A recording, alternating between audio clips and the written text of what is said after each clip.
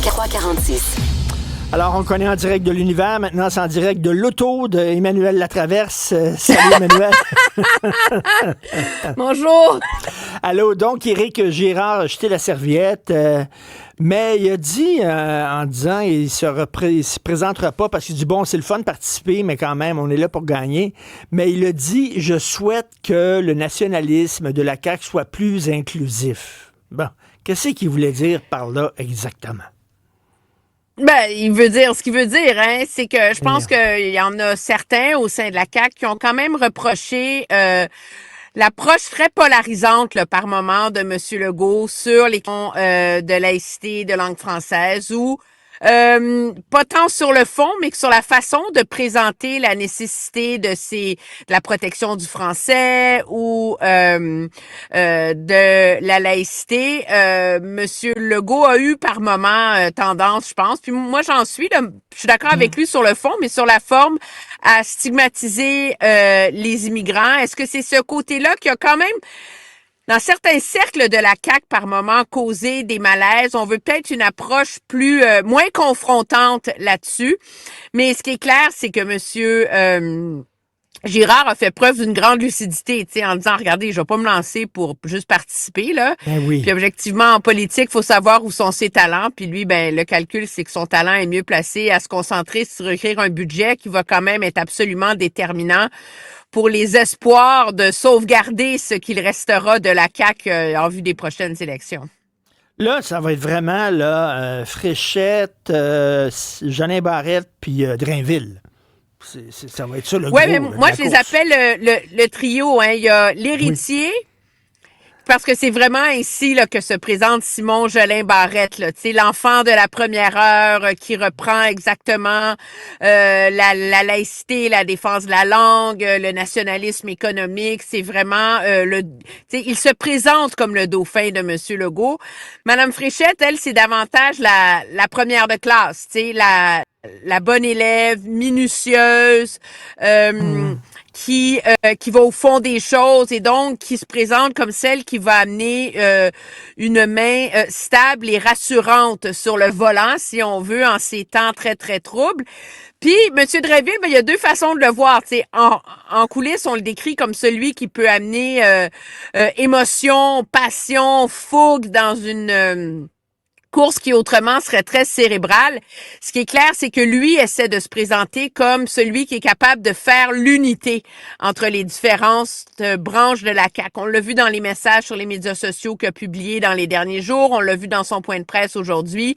L'importance de faire le pont, si on veut, hein, entre la branche nationaliste et la branche économique. Je pense que c'est vraiment ainsi que M. Drainville veut se présenter. La troisième voie pour sauver la troisième voie. C'est un peu ça. Alors que, pour revenir à ce que tu disais sur M. Girard, qui cherche un nationalisme peut-être plus inclusif, on a entendu là, que certains se demandent s'il faut pas mettre de côté là un peu le côté troisième voie très revendicateur là de la CAQ pour vraiment miser davantage sur le nationalisme économique. Et effectivement, Bernard Drainville, je reviens là-dessus, là, un homme passionné, un homme d'émotion, puis des fois peut-être un peu trop. Là.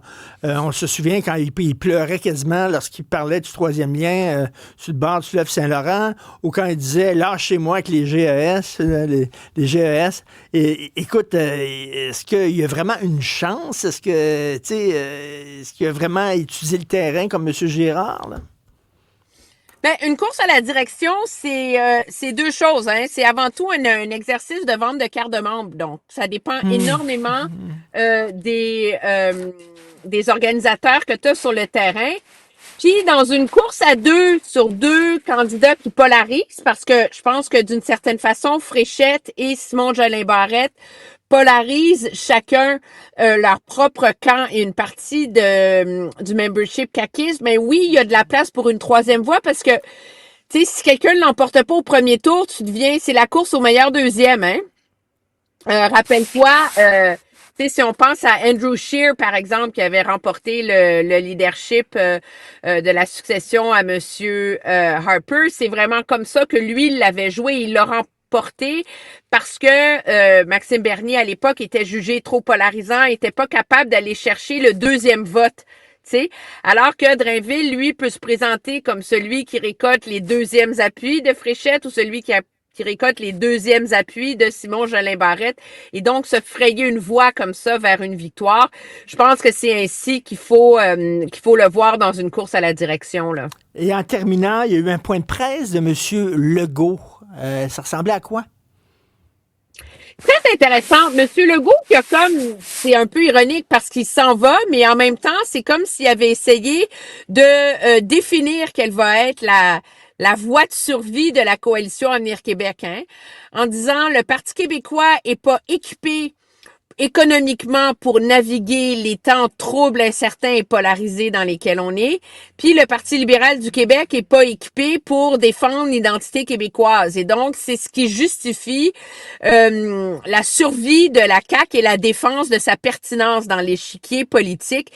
Donc, je pense que c'est sûr qu'un nouveau chef va présenter les choses différemment, mais pour le monde qui se demande pour que c'est faire qu'il y a des caquistes qui s'accrochent à l'idée qu'ils peuvent survivre puis passer au travers, ben écoutez, Monsieur Legault, on le voyait très, très clairement, puis on s'en parlait, toi puis moi, hier, je pense que ça va être un test important pour Paul Saint-Pierre Plamondon dans les prochains mois de démontrer qu'il est capable d'avoir une lecture adéquate de l'échiquier géopolitique et des risques qui pèsent en ce moment sur le Québec.